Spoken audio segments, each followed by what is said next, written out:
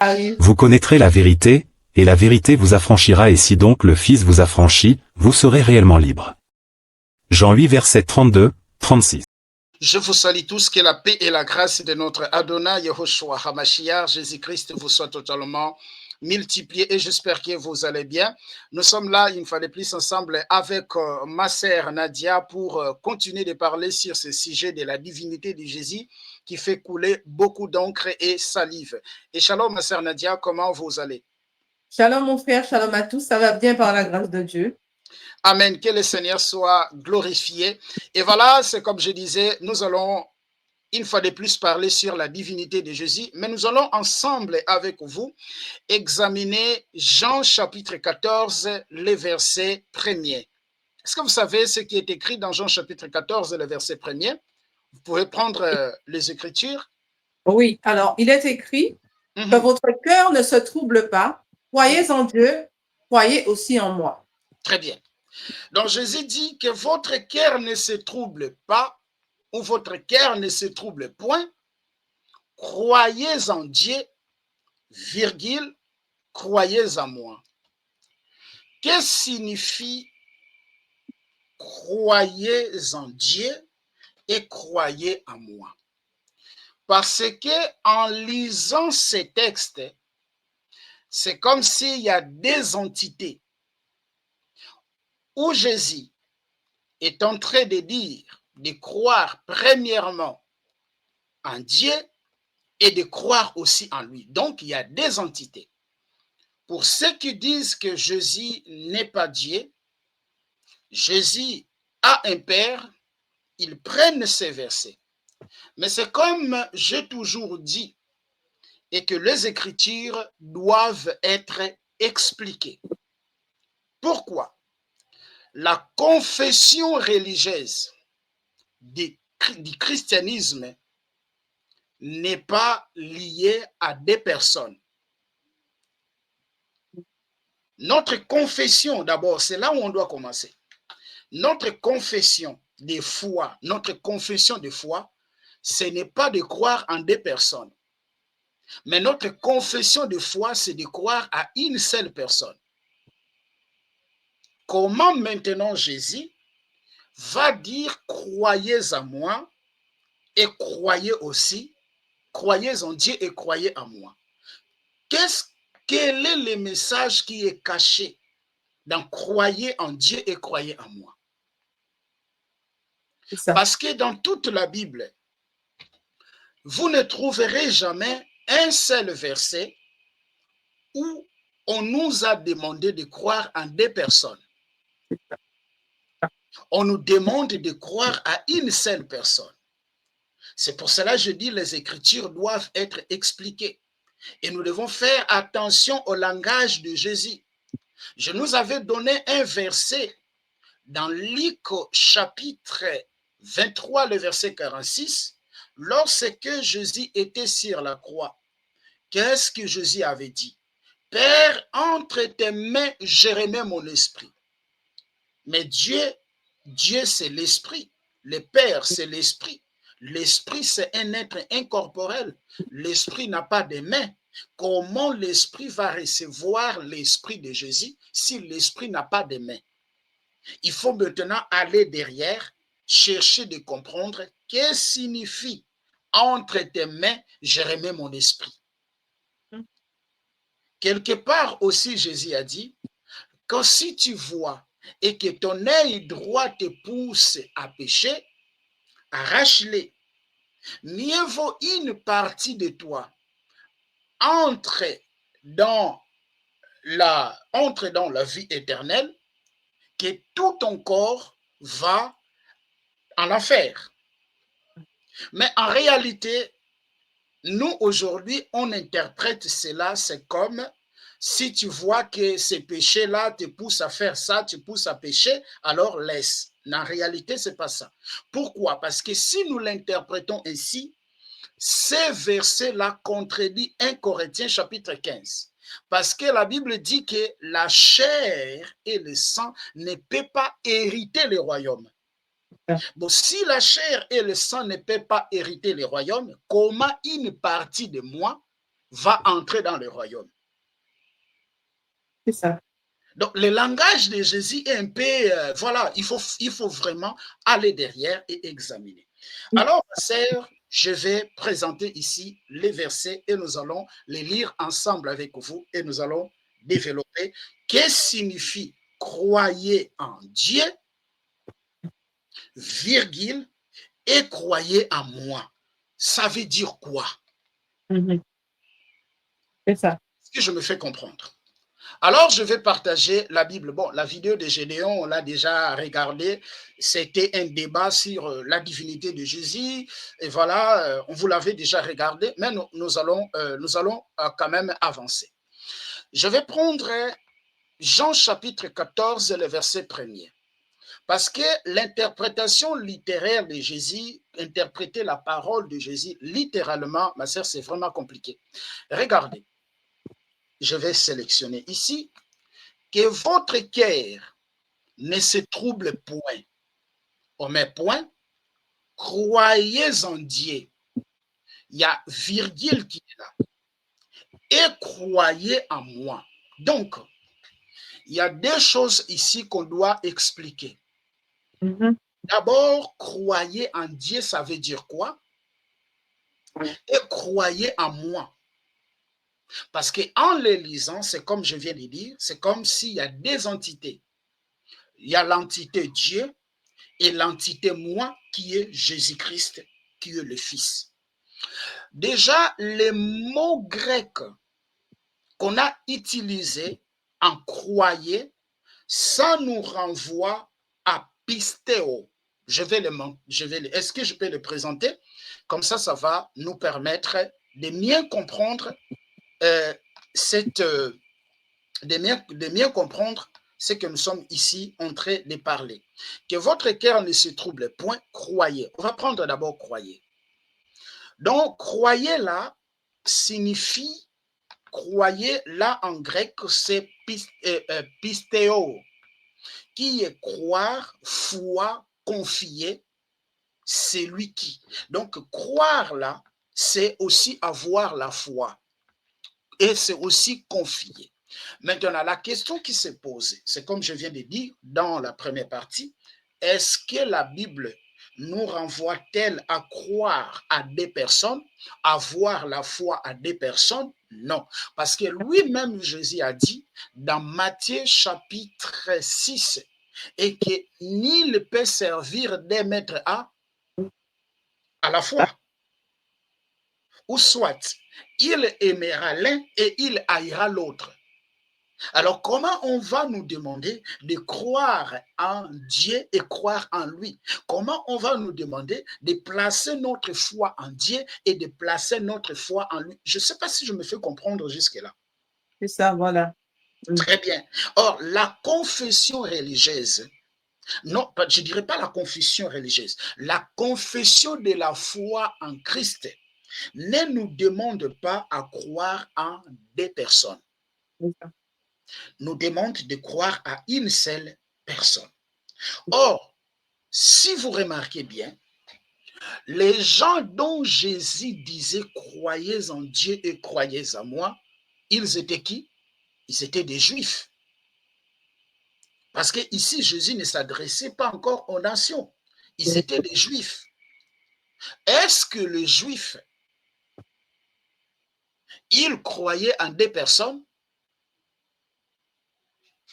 Non. Les Juifs, ils étaient des monothéistes. Ils ne plaçaient pas leur foi en des personnes. Ils plaçaient leur foi en Dieu seul. Maintenant, nous allons prendre Éphésiens chapitre 4, les versets 4 jusqu'au verset 6e. Je ne sais pas si jusqu'ici, je me fais comprendre. Éphésiens 4. On va prendre Éphésiens chapitre 4, les versets 4 jusqu'au verset 6e. Je peux même l'afficher ici, comme ça nous allons lire ensemble. Regardez. Éphésiens, je suis dans Philippiens, je dois être dans Éphésiens. Éphésiens chapitre 4, les versets 4 jusqu'au verset 6e. Je sélectionne. Regardez ce qui est écrit. regardez, il y a un seul corps, un seul esprit, de même que vous avez été appelés à une seule espérance par votre vocation. Le verset 15. Il y a un seul Seigneur, une seule foi. Donc, on n'a pas deux seigneurs, on n'a pas deux fois, on a une seule foi.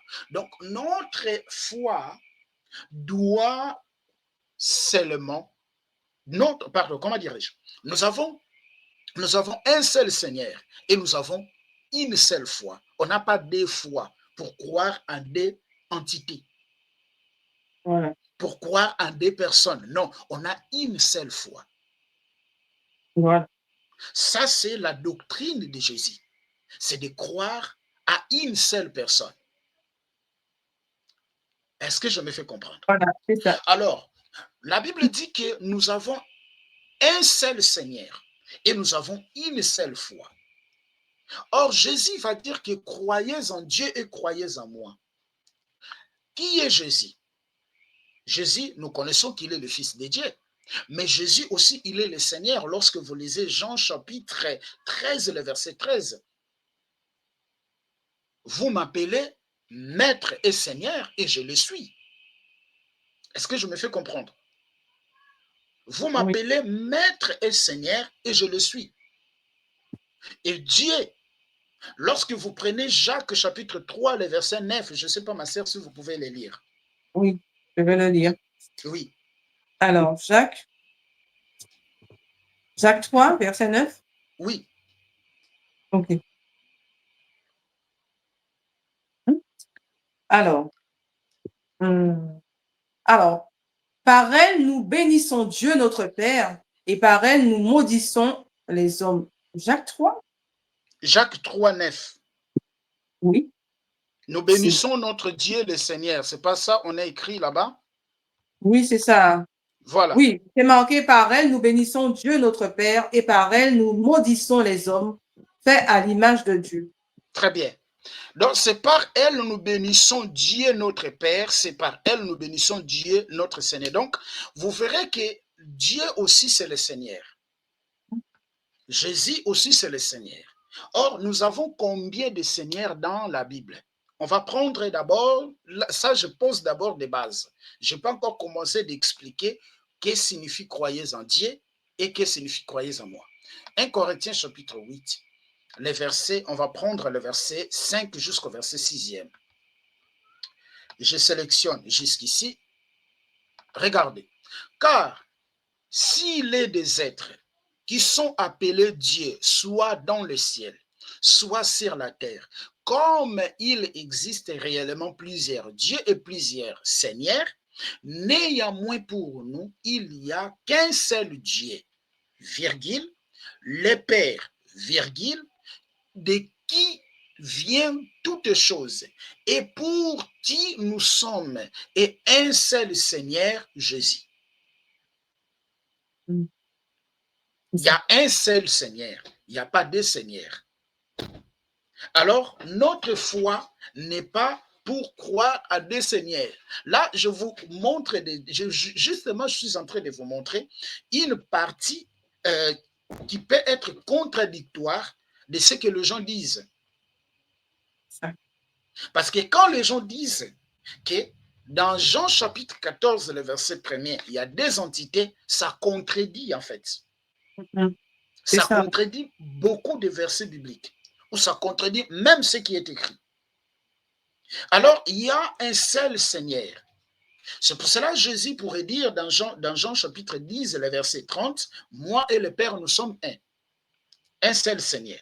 Deutéronome chapitre 6, le verset 4, « Dieu est un. » Il y a un seul Seigneur. Vous allez prendre Deutéronome chapitre 32, le verset 39. Qu'est-ce qui est écrit là-bas? Deutéronome 32. 39. Voilà. Alors. OK. 39. Voilà.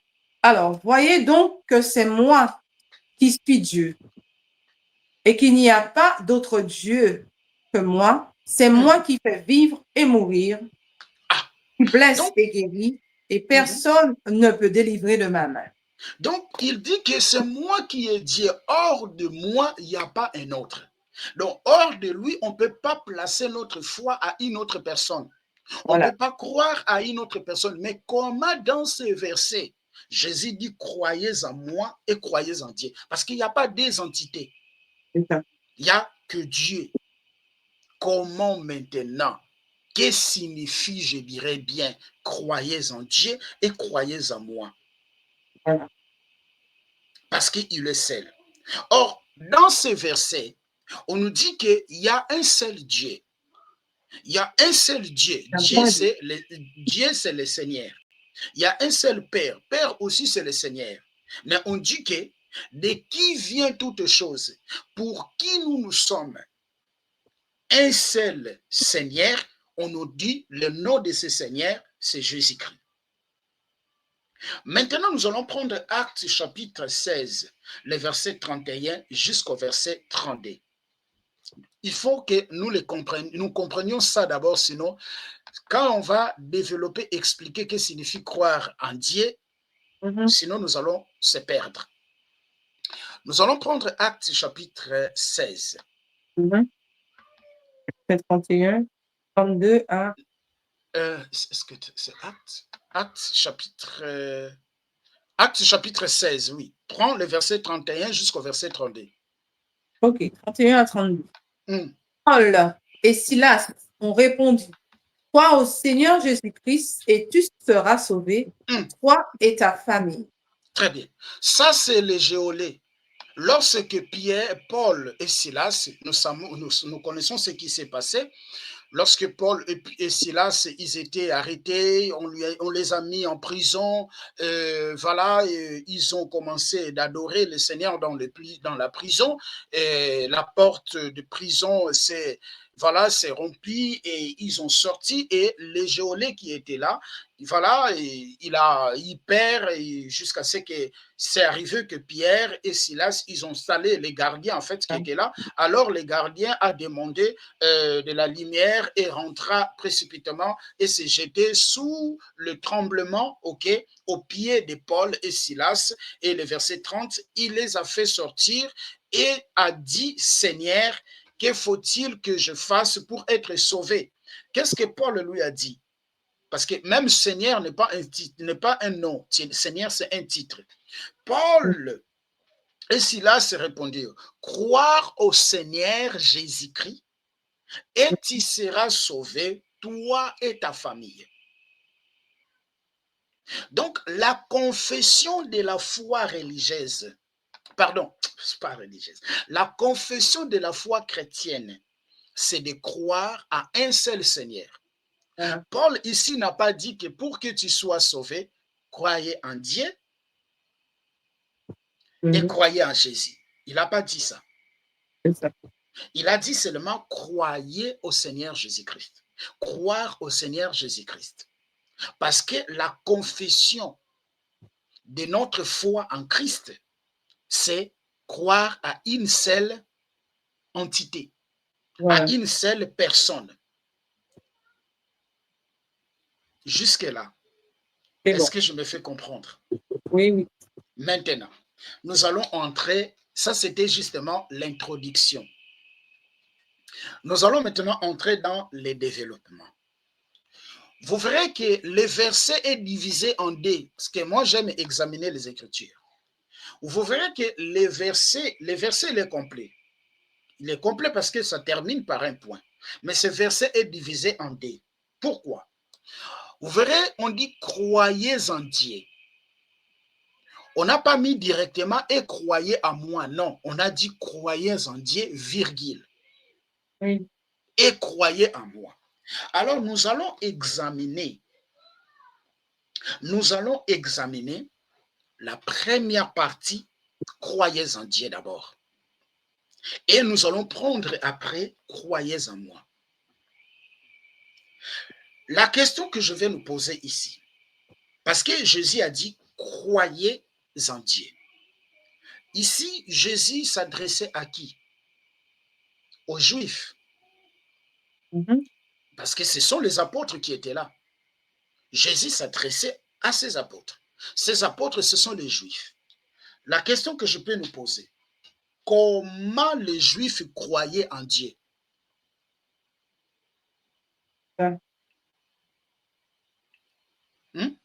C'est ça. Comment les Juifs croyaient en Dieu? Les Juifs croyaient en Dieu à travers sa parole. Parce que Dieu, il est invisible. Est-ce que je me fais comprendre? Je vais prouver cela dans les Écritures. Dieu, il est invisible. Dieu, il ne se voit pas. On ne peut pas le voir. Mais on croit en lui à travers quoi? On croit en lui à travers sa parole. Les Juifs croyaient en Dieu à travers sa parole. Prends ma sœur Ésaïe chapitre 48, le verset 17. Ésaïe 48. Le verset 17. Okay. Le verset 17. Alors, voici ce que dit l'Éternel, celui qui te rachète, le Saint d'Israël. Moi, l'Éternel, ton Dieu, je t'instruis pour ton bien. Je te conduis sur le chemin à suivre. Très bien. Donc, les enfants d'Israël croyaient en Dieu par sa parole. Parce que Dieu, on ne le voyait pas. Il est invisible, on ne voit pas. Comment on croyait en lui? On croyait en lui à travers sa parole. Vous allez prendre encore Jérémie chapitre 1er, le verset 13. Jérémie 1er. Verset 13. Oui. Voilà. Alors, la parole de l'Éternel m'a été adressée une deuxième fois. Que vois-tu? J'ai répondu, je vois une marmite bouillante. Son ouverture est orientée vers le nord. Jérémie 1, verset 13. Ici, Jérémie dit, la parole de l'Éternel me fut adressée. Que vois-tu? L'Éternel avait donné la parole à Jérémie pour faire quoi?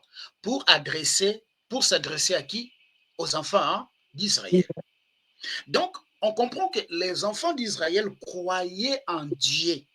Lorsque Jésus disait aux Juifs croyaient en Dieu, les enfants d'Israël croyaient en Dieu par sa parole au travers ses prophètes.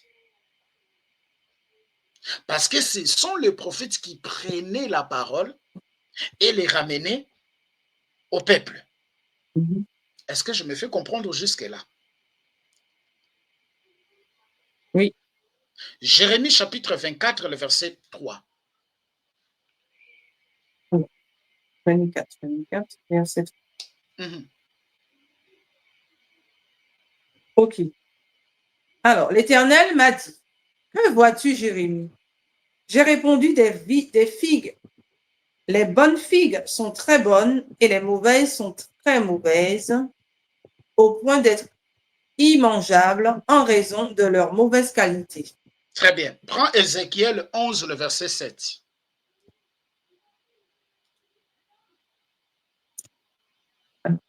Ézéchiel 1, 7.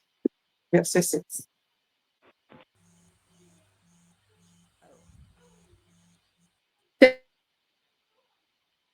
Je ne vous entends pas. Les victimes. Ézéchiel 11, le verset 7. Voilà, c'est bon? C'est pourquoi, voici ce que dit le Seigneur l'Éternel. Oui. Les victimes que vous avez exposées au milieu d'elles, c'est elles qui ont la viande et la marmite. Très bien. Et c'est la vie. Donc, lorsqu'on dit croyez, les enfants d'Israël croyaient en Dieu comment? Ils croyaient en Dieu par sa parole, à travers ses prophètes. Est-ce que je me fais comprendre? Voilà. Croyer en Dieu, c'est croire à sa parole. C'est ça. Nous allons maintenant. Donc, j'ai compris, c'est ça que je disais. Donc, croyer en Dieu, c'est croire à sa parole. Croyer en Dieu, c'est croire à ses prophètes. Parce que ce sont ses fait, qui amenait la parole.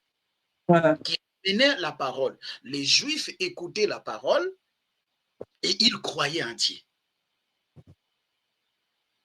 Donc, croire en Dieu, c'est croire à sa parole et croire à ses prophètes qu'il envoie. Prends Jonas, Jonas chapitre 1er, le verset 1er jusqu'au verset 3e. Alors, Jonas. Ok, Jonas, chapitre. Oui. Voilà. Chapitre 1er?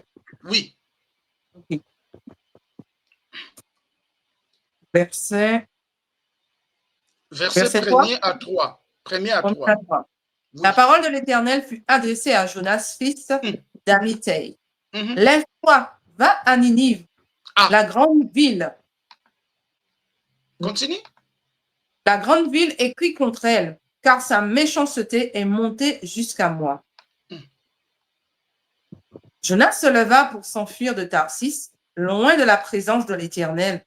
Il descendit à Jaffa et il trouva un bateau qui allait à Tarsis. Il paya le prix du transport et s'embarqua pour aller avec les passagers à Tarsis, loin de la présence de l'Éternel. Ici, la parole de l'Éternel fut adressée à qui? À Jonas. Pour que Jonas fasse quoi? Pour que Jonas aille à Ninive faire quoi? Annoncer la parole. La parole que Jonas va aller annoncer, c'était la parole de Jonas? Mais non. C'était la parole de l'Éternel. Voilà. C'était la parole du Seigneur. Voilà. Prends maintenant Jonas chapitre 3, le verset 5. 3, 5. Oui. Alors, voilà. Les habitants de Ninive crurent à Dieu. Ah, on dit que les habitants de Ninive crient en Dieu. Par quel moyen les habitants de Ninive ont crié en Dieu? Par rapport à Jonas qui est venu, voilà. Voilà, c'est par Jonas qui est venu. Voilà. Or, Jonas qui est venu, Jonas avait porté la parole de qui? Jonas avait porté la parole de Dieu. Voilà. Donc, on comprend que croire en Dieu, quand Jésus dit dans Jean chapitre 14, là, le verset 1er, croyez en Dieu. D'abord, nous sommes d'abord dans croire en Dieu. Croire en Dieu signifie croire à sa parole et croire à ses prophètes. Pas mettre la foi sur ses prophètes d'abord, parce que est-ce que je me fais comprendre? C'est ça. C'est pas mettre la foi sur ce prophète, parce que notre confession de foi, Voilà, c'est à une personne. Notre confession de foi, c'est pas par des personnes. Personne ne peut servir des maîtres à la fois. Nous sommes appelés à servir un seul maître, qui est le Seigneur Jésus-Christ. Raison par laquelle les gardiens dans Actes chapitre 16 qu'on vient de lire, les versets 31 jusqu'au verset 32, lorsqu'il a vu Paul et Silas s'échapper de la prison d'une façon miraculeuse, il a demandé à Paul et Silas, que dois-je faire? Ils leur ont dit, croyez au Seigneur Jésus-Christ. Il n'a pas dit croyez à Dieu et croyez au Père. Est-ce que je me fais comprendre? Et là, vous allez comprendre que beaucoup de nos prières sont dirigées à une entité que nous-mêmes, nous ne connaissons pas le nom. C'est vrai, ça. Vous verrez que je suis en train de comprendre que beaucoup de nos prières sont dirigées à une entité que nous ne connaissons pas le nom. Vous verrez qu'on dit, croyez en Dieu, croyez en moi, ayez la foi, croire en Dieu. Mais quel est le nom de ce Dieu-là qu'on doit croire? Voilà, ma sœur. Alors, les habitants de Ninive ont crié en Dieu à travers ce que Jonas avait annoncé. Donc, croyez en Dieu, c'est croire à sa parole Et c'est croire à sa parole qui est véhiculée par ses prophètes. C'est ça, croyez en Dieu d'abord. Je vais vous donner deuxième exemple. Exode chapitre 24, les versets 1er jusqu'au verset 9e. Vous verrez dans Exode chapitre 24, les versets 1er jusqu'au verset 9e, Moïse monte sur la montagne. Moïse va prendre la loi. Est-ce que quand Moïse était parti pour prendre la loi, les enfants d'Israël étaient avec lui? Non. Ils étaient avec lui quand il est monté pour prendre la loi? Non. Il était seul. Voilà. Mais vous verrez que quand Moïse est descendu, Moïse va promulguer la loi devant les enfants d'Israël. Voilà, et ils ont crié. Voilà. Ils ont dit que nous allons obéir. Ils ont placé leur foi sur ce que Moïse avait dit. Ils ont crié à ce que Moïse avait dit et ils ont crié à Dieu. Donc, essayez un peu de fermer votre micro. Merci, ma sœur. Donc, croyez en Dieu. Cela veut dire croire à sa parole et croire à ses prophètes. Autrement dit, croyez en Dieu, c'est croire aux Écritures.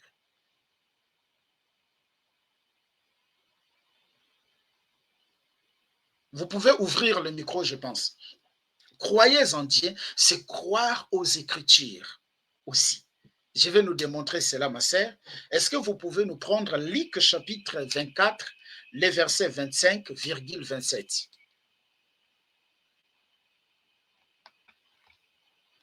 Alors, Luc 24. Oui, Luc chapitre 24. Verset. Luc chapitre 24, les versets 25 d'abord. Ok, d'accord. D'accord. Alors Jésus leur dit, hommes sans intelligence, dont le cœur est lent à croire tout ce qu'ont dit les prophètes. Ah, donc Jésus est dit alors, homme sans intelligence et dont le cœur est lent à croire à tout ce qu'ont dit les prophètes. Or, tout ce qui dit les prophètes, ça vient de qui? Ça vient de Dieu. Ça vient de Dieu, voilà, c'est ça. Voilà. Alors, croire, je ne parle pas de nos prophètes d'aujourd'hui et des réseaux sociaux. Non. Non. Je parle des prophètes de ces temps-là. Oui, c'est ça. Hein? Je parle des prophètes de ces temps-là. Alors, ici, je suis en train justement de nous démontrer qu'est-ce que signifie croire d'abord en Dieu. Donc, croire en Dieu, c'est croire aux Écritures et croire à ses prophètes. On va prendre le verset 27. 27? Le verset 27. C'est déjà en bas. Okay.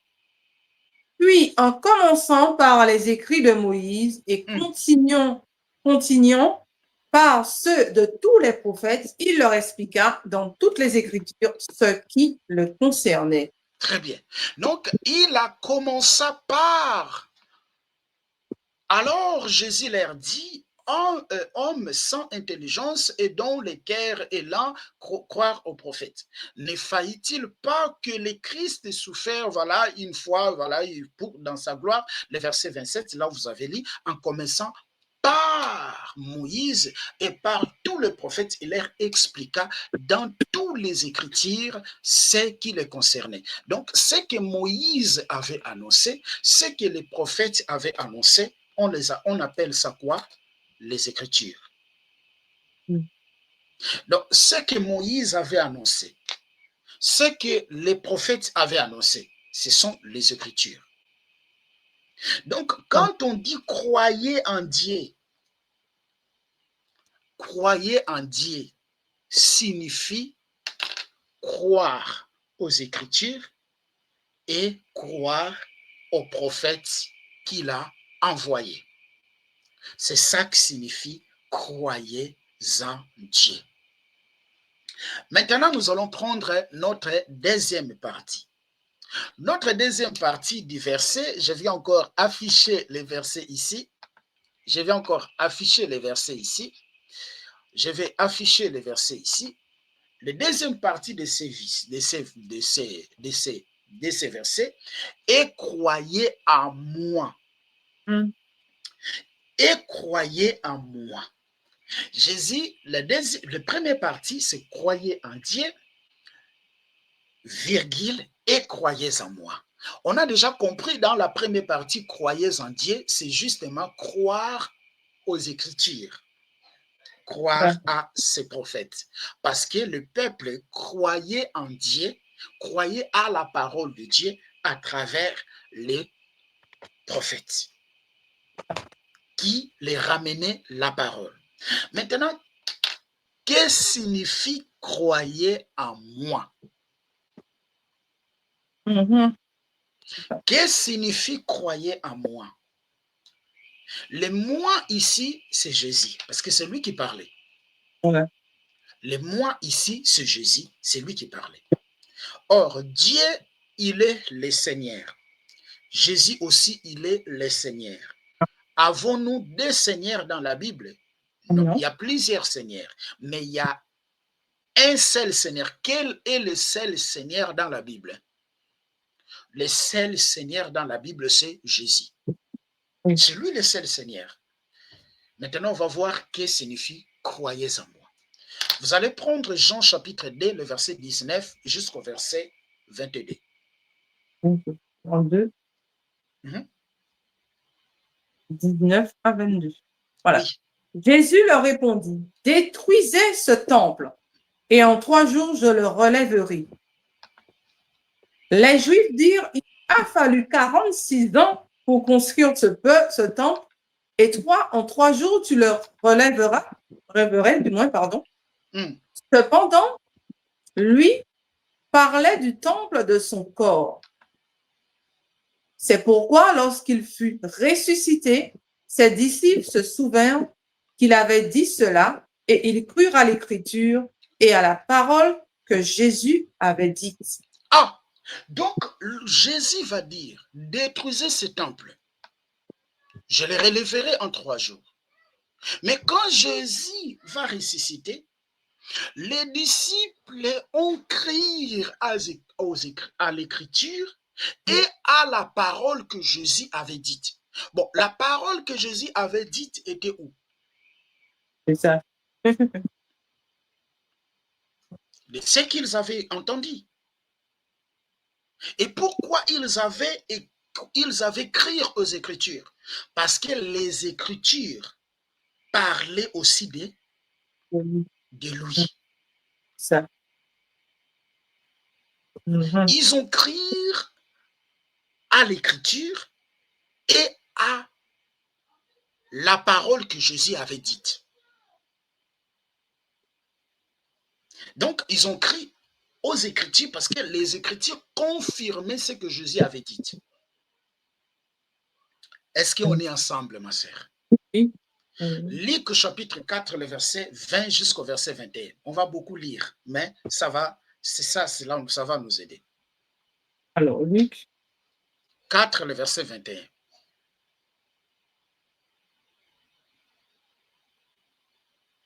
Verset 21. Allez, voilà. OK. Alors, il commença à leur dire, aujourd'hui, cette parole de l'Écriture que vous venez d'entendre est accomplie. Jésus entre dans le temple. On lui a donné les rouleaux du prophète Ésaïe. Il dit alors les paroles de l'Écriture. Quelle Écriture? Ce que les prophètes avaient écrit. Ici, nous sommes dans Ésaïe 61. Cette parole est accomplie aujourd'hui. Ésaïe 61. Qui est Jésus? Comment il a su que cette parole qu'Ésaïe avait dit s'est accomplie aujourd'hui?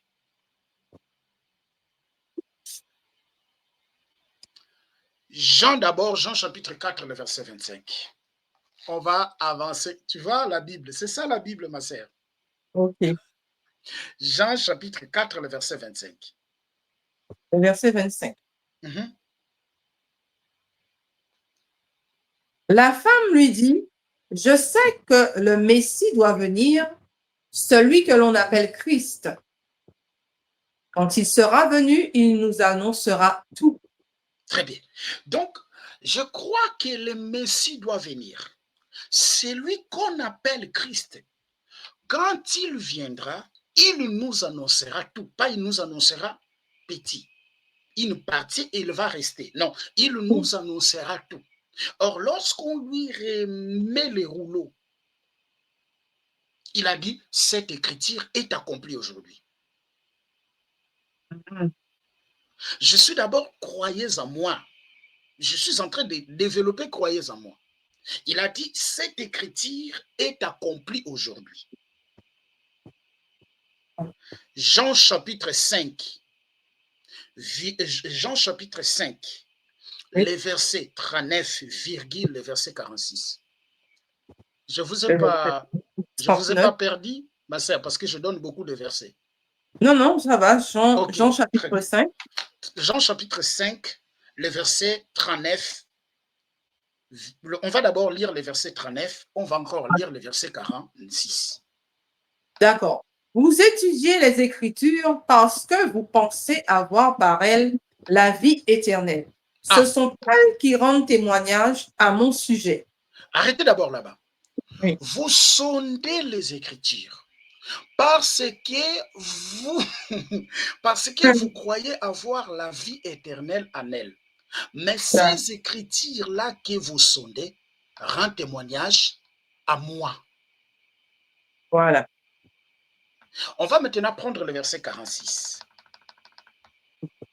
En effet, si vous croyez Moïse, vous me croiriez aussi, puisqu'il a écrit à mon sujet. Donc, il dit, si vous croyez à Moïse, vous me croyez aussi parce que Moïse a écrit à mon sujet. Voilà. C'est ça. Si vous croyez à Moïse, vous croyez aussi à moi parce que Moïse a écrit à mon sujet. Or, les enfants d'Israël, dans notre premier point, croyez en Dieu. Ils croyaient en Dieu comment? Ils croyaient en Dieu par les Écritures, à travers les prophètes. Voilà, c'est ça. Or, les Écritures-là, pardon? Qui parlait de la part de Jésus.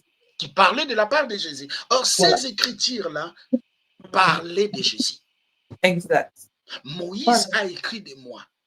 Raison par laquelle, dans Luc chapitre 24, le verset 45, est-ce que vous pouvez le lire? Oui, Luc 24.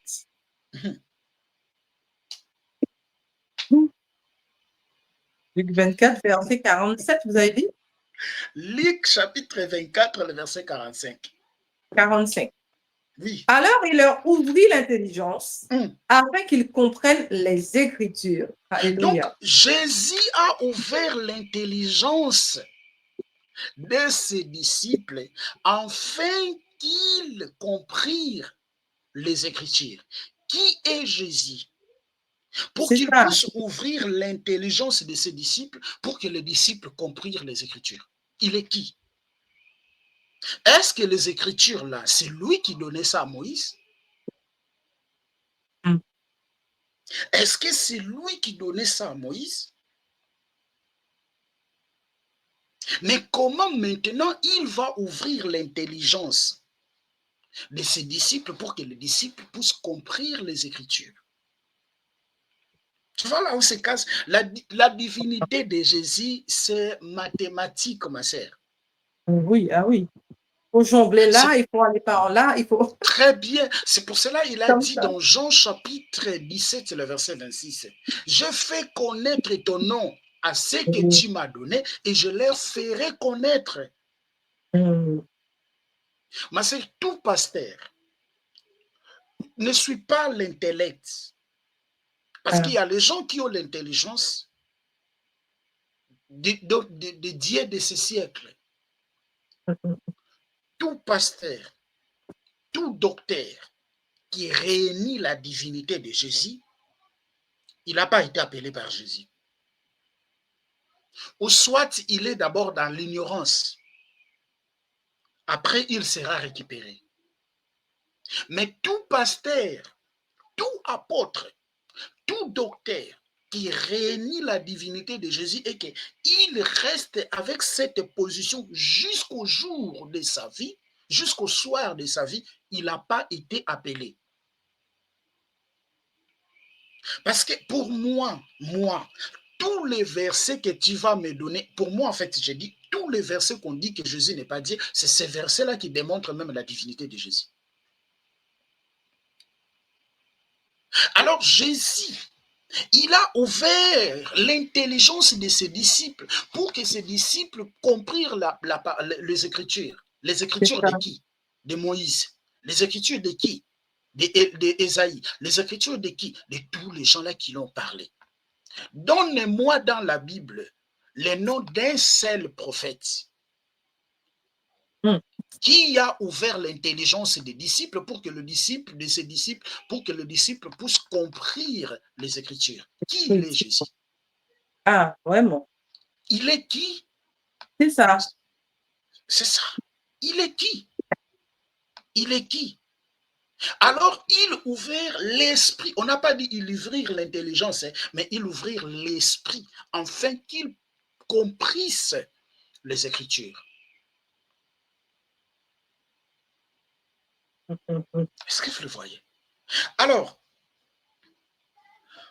donc, croyez en moi signifie croire aux Écritures que je vous ai expliquées. Ça.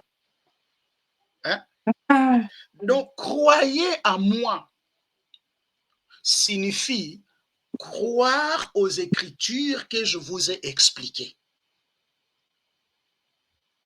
Croire à ce que je vous ai dit. Croire aux Écritures que je vous ai annoncées. Croire aux Écritures que je vous ai expliquées. Vous connaîtrez la vérité, et la vérité vous affranchira, et si donc le Fils vous affranchit, vous serez réellement libre. Jean 8, versets 32, 36. Oui, vous disiez, ma sœur. Je disais, rien qu'en écoutant cet enseignement-là, on se demande pourquoi certains croient à bâtir des hôtels, en fait, puisque c'est Jésus-Christ qu'on va chercher, en fait, dans la parole. Exactement. Je vois que ça n'a pas de sens, en fait. Exactement. Bon, on ne va pas aller plus loin que ça, mais bon, c'est juste pour dire ça. Exactement. Donc, quand Jésus dit « croyez en moi, croyez en Dieu », donc croyez en Dieu, c'est croire à sa parole et croire à ses prophètes, ou croire aux Écritures. Donc, croyez en moi, cela veut dire croire à ce que je vous ai expliqué. Voilà. Est-ce que je me fais comprendre? C'est comme, parce que la Bible dit, la Bible là n'est pas un roman. La Bible n'est pas un livre d'histoire. La Bible n'est pas un roman de prendre un verset, vous l'interprétez comme vous voulez, non. Et la Bible ne s'interprète pas avec l'intelligence humaine. La Bible s'interprète par la Bible. Ouais, c'est ça, voilà. Il y a un seul, je pense qu'il y a un seul livre dans le monde où tu peux prendre un verset et l'expliquer pendant plusieurs jours. C'est ça. Je pense. Alors, ma sœur, Jésus est venu expliquer les Écritures. Parce que la déclaration de la femme samaritaine, qu'est-ce qu'il avait dit? Je sais que le Messie doit venir et il va nous expliquer tout. Il va nous expliquer tout. Je vais vous démontrer que Jésus est venu expliquer les Écritures. C'est pour cela qu'il a dit, croyez en Dieu et croyez en moi. Même les apôtres aussi ne le comprenaient pas. C'est juste une phrase, croyez en moi, croyez en Dieu. Mais il voulait dire beaucoup de choses dans croyez en moi, croyez en Dieu. Alors la Bible dit qu'il va ouvrir l'esprit de ses disciples pour que ses disciples comprirent les Écritures. Donc, croyez en moi, c'est croire aux Écritures que je vous ai expliquées. C'est juste ça. Voilà. Voilà. OK. Alors, je vais vous démontrer que Jésus est venu expliquer les Écritures. Vous allez prendre Exode chapitre, on va prendre Exode chapitre 20, les versets 14. Je vais l'afficher ici. Exode 20. Oui, Exode chapitre 20, Exode chapitre 20, Exode chapitre 20, Exode chapitre 20, les versets 14. OK.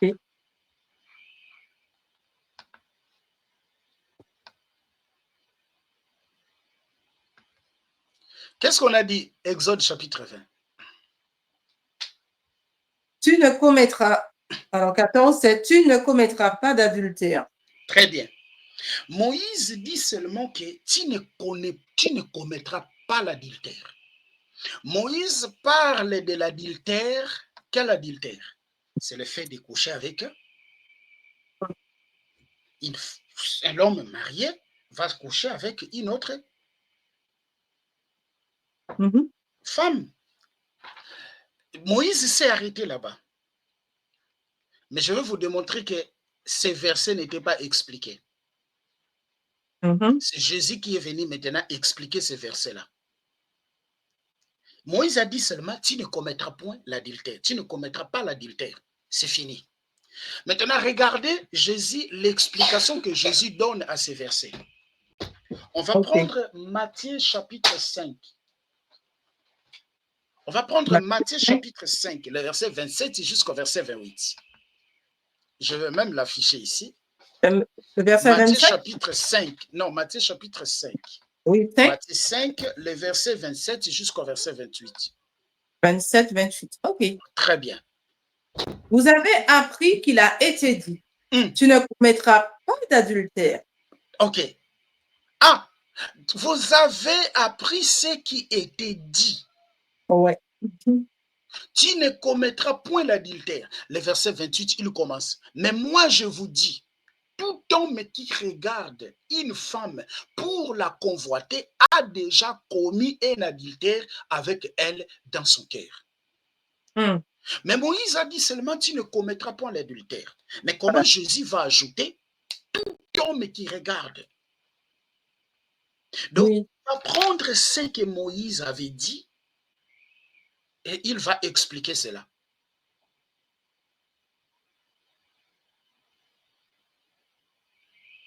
Est-ce que je me fais comprendre? Il prend ce que Moïse avait dit et il va expliquer cela. Pourquoi?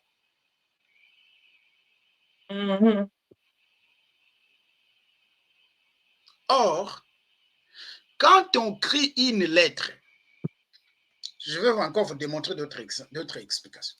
Quand tu écris une lettre, en écrivant une lettre, moi je t'écris une lettre, ma sœur.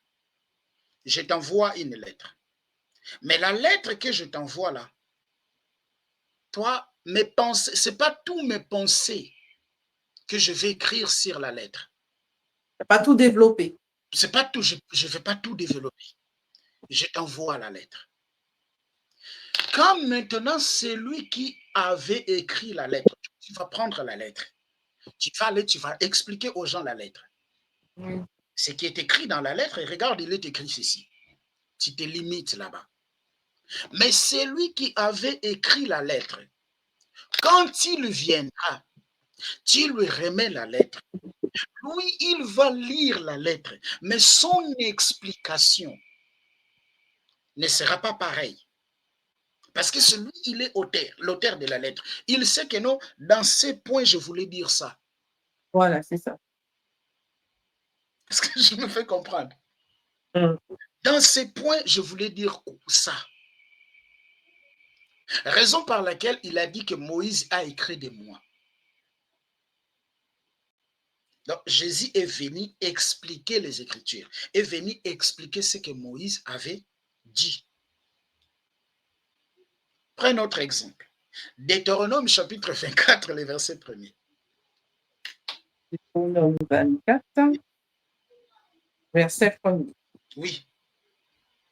Alors, lorsqu'un homme a pris et épousé une femme qui viendrait à ne pas trouver grâce à ses yeux, parce qu'il a découvert en elle quelque chose de honteux, il écrit pour elle une lettre de divorce et après la lui avoir remise, la renvoie de chez lui.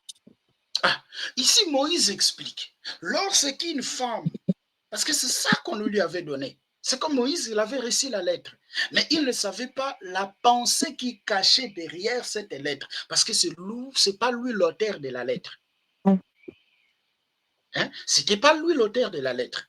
Il dit que quand un homme, voilà, et quand un homme a pris une épouse ou une épouse, une femme, épousée, quand un homme a pris et épousé une femme qui viendra à pas trouver grâce à ses yeux parce qu'il découvert en elle une chose honteuse, il écrit pour elle une lettre de divorce.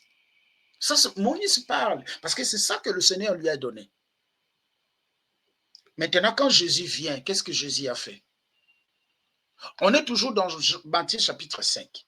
On va maintenant prendre le verset 31 jusqu'au verset 32.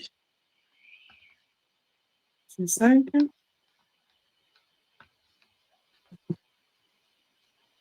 C'est 32. Il a été dit que celui qui renvoie sa femme lui donne une lettre divorce. Il explique ce que Moïse a dit. Celui qui renvoie sa femme, il donne une lettre de divorce. Mais moi, je vous dis, celui qui renvoie sa femme, sauf pour cause d'infidélité, l'expose à devenir adultère. Et celui qui épouse une femme divorcée commet l'adultère. Cette partie, Moïse ne l'avait pas expliquée. Voilà. Ça. Cette partie, Moïse ne l'avait pas expliquée. Cette partie, Moïse ne l'avait pas expliquée. Qui l'a expliqué?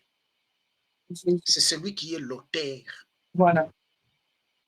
C'est pour cela qu'il a dit, Moïse a écrit de moi.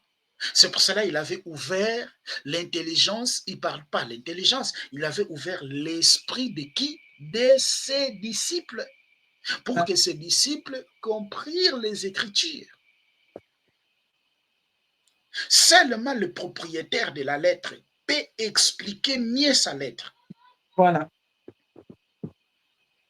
Seulement le propriétaire de la lettre, ma sœur, peut expliquer mieux sa lettre. Celui qui n'est pas le propriétaire de la lettre, il ne va pas expliquer. Il va seulement lire. C'est comme quelqu'un qui a lu un livre. Il vous donne les livres. Vous les lisez. Vous aurez votre compréhension. Et vous allez vous limiter là où il est limité. Il s'est limité. Mais quand vous serez en face de lui, il peut ajouter sur ce que vous avez, sur ce que vous avez lu, parce que c'est lui l'auteur. Voilà. Jésus est venu expliquer les Écritures. Pourquoi? Parce qu'il est l'auteur de ces Écritures. Il est l'auteur de ces Écritures. Prends Exode chapitre 21, le verset 24. Exode 21. Exode chapitre 21, le verset 24.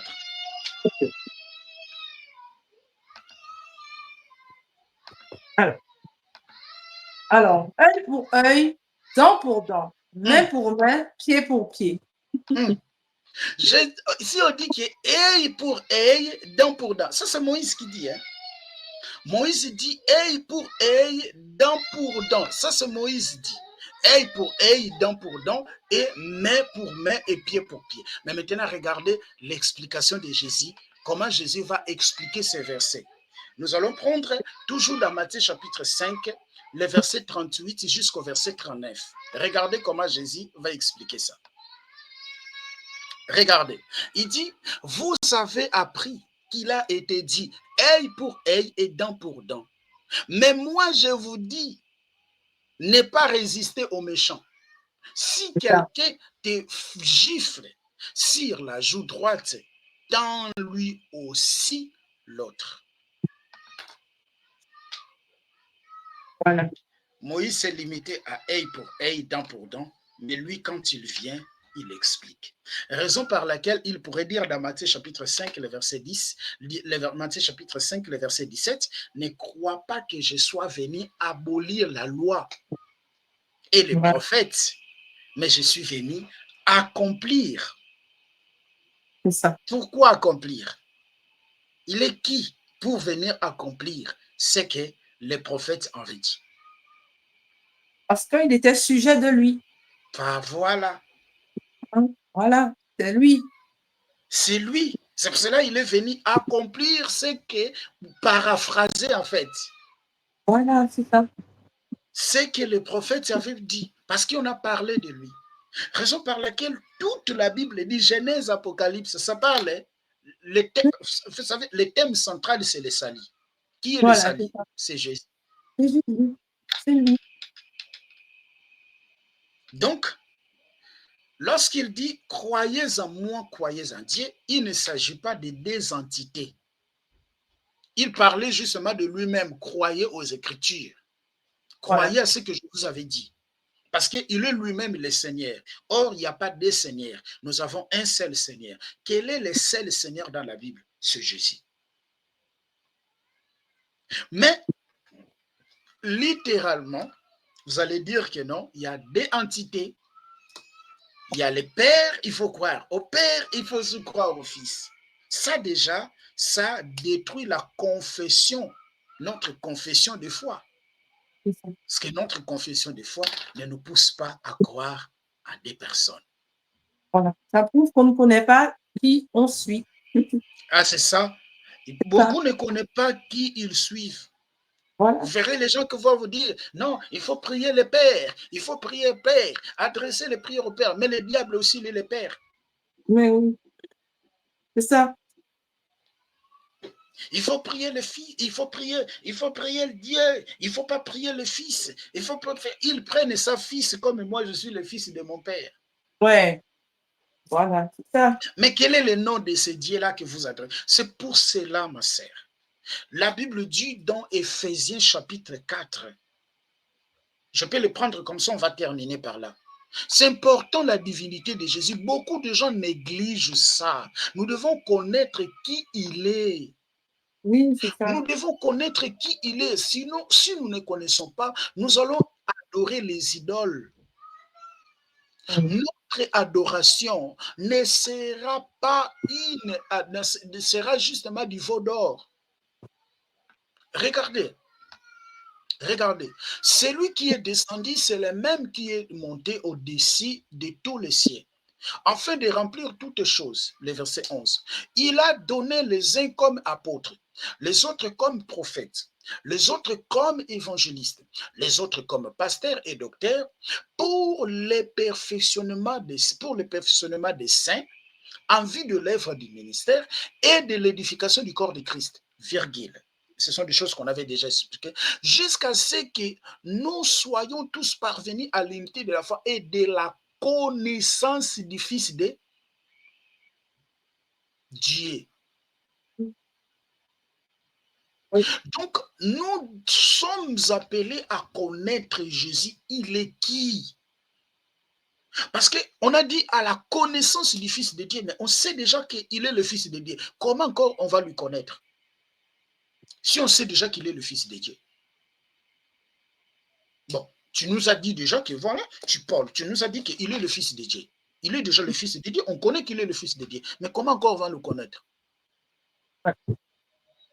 Ça, ce qu'on a vu en amour. Voilà. Donc, derrière, il y a d'autres choses qui sont cachées derrière ce Fils de Dieu.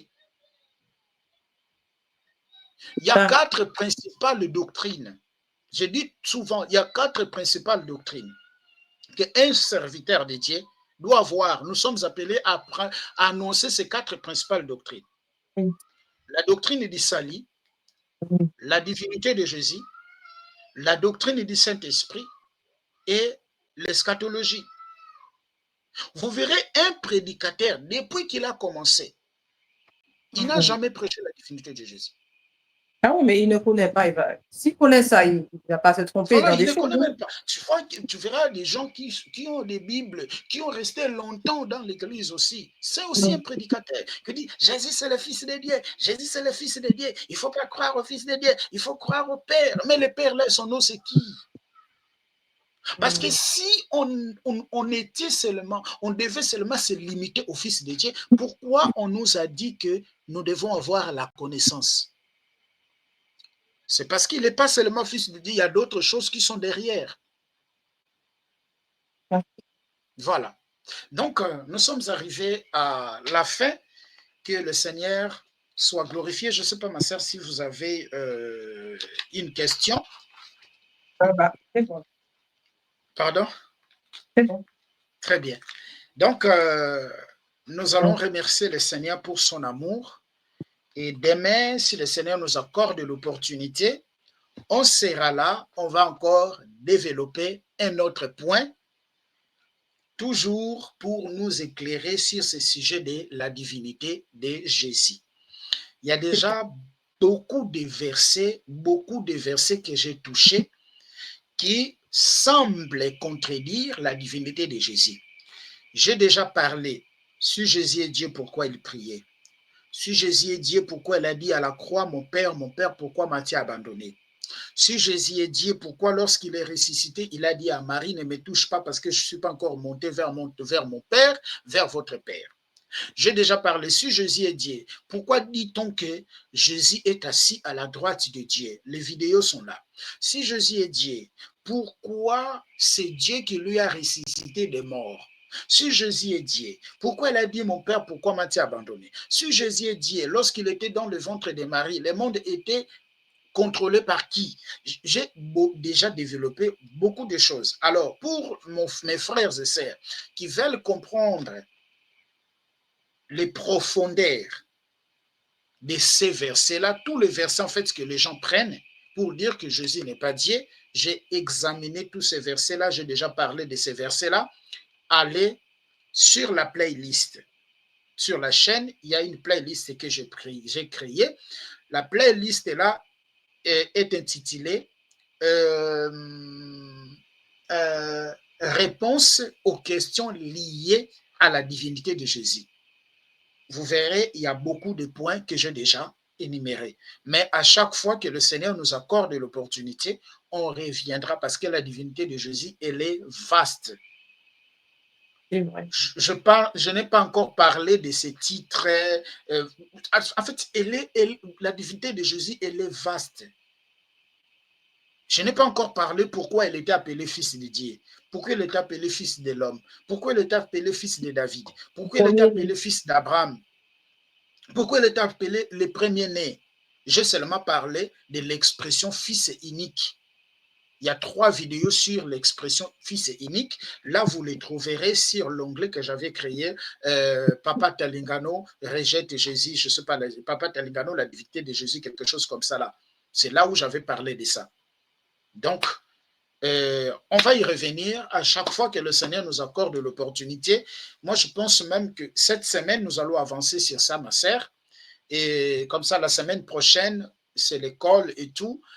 Bon, peut-être il y a des samedis, il y a des dimanches, on peut y revenir. Même une fois ou 2 fois dans les mois, on doit y revenir sur la divinité de Jésus parce que ça fait partie de la mission que le Seigneur nous a donnée. Nous devons expliquer aux gens que les gens aient la connaissance de ce qu'il est. Parce que la vie éternelle, qu'ils te connaissent, toi le seul et vrai Dieu, et Jésus-Christ que tu as envoyé. Est-ce que vous voyez? Donc, on doit connaître le seul vrai Dieu, on doit connaître Jésus. Or, les gens aussi qui disent que Jésus n'est pas Dieu, ils prennent ces versets. Mais c'est un verset que j'avais déjà expliqué. Et voilà, j'ai déjà expliqué ça. Ça ne veut pas dire ce que les gens disent là. J'avais déjà expliqué cela. Voilà. La vidéo sont là. J'avais déjà expliqué ces versets-là. Donc, c'est vraiment important à chaque fois revenir sur la divinité de Jésus, ma sœur, même une fois par mois. Nous allons commencer de faire des émissions, même juste une fois. On peut avoir un thème qu'on est en train de développer, mais la divinité, on va y revenir parce que les gens, nous sommes appelés à avoir la connaissance. Oui. Sinon, notre adoration sera du veau d'or. La connaissance du Fils de Dieu. Voilà. Ceux qui invoquent les entités, ils savent les noms des entités qu'ils invoquent. Ah bon, oui, voilà. Ils sont très forts dedans. Ils sont très forts. Ils savent les noms des entités qu'ils invoquent. Mais voilà. toi, tu invoques Dieu. Ouais. Il y a plusieurs dieux. Quel est le nom de Dieu que tu connais pas? Ça. Les catholiques prient Marie. Ils dirigent la prière au Marie. Oui. Ils dirigent la prière à Marie, pardon. Ils citent le nom de Marie. Ils font les prières aux saints. Est-ce que quand ils font les prières aux saints, ils citent le nom des saints? Oui, c'est ça. Ils ne font pas les prières au hasard. Mais nous, maintenant, nous prions Dieu. Quel Dieu nous prions? Vous priez le Père. Quel Père vous priez? Parce qu'il y a plusieurs pères. Le diable aussi, il est appelé le Père. Le diable aussi, il est appelé Dieu. Même les juges dans la Bible sont appelés des dieux. Mais vous priez quel Dieu? C'est ça. Alors, ce qui fait que les gens aient des doutes de dire que Jésus n'est pas Dieu, parce que Jésus il est appelé fils de Dieu, parce que Jésus dit qu'il avait un père, sans savoir que Jésus parlait. C'est les versets qui compliquent les gens, en fait. C'est ça qui complique les gens. Et nous allons d'abord prendre un temps d'expliquer les versets qu'on n'a pas encore expliqués. Ce qu'on a déjà expliqué, ça ne vaut pas la peine d'y revenir. Mais ce qu'on n'a pas encore expliqué, on va y revenir à chaque fois parce que ça fait partie de notre mission. Voilà. Voilà. Merci beaucoup. Nous allons prier. Vous dites, ma sœur? Je dis merci à tous. Voilà. OK. Nous allons remercier le Seigneur. Père, nous te rendons grâce pour l'opportunité que nous venons de prendre, Seigneur, pour continuer de parler sur ce sujet. Glorifie ton nom, que ce message puisse glorifier ton nom.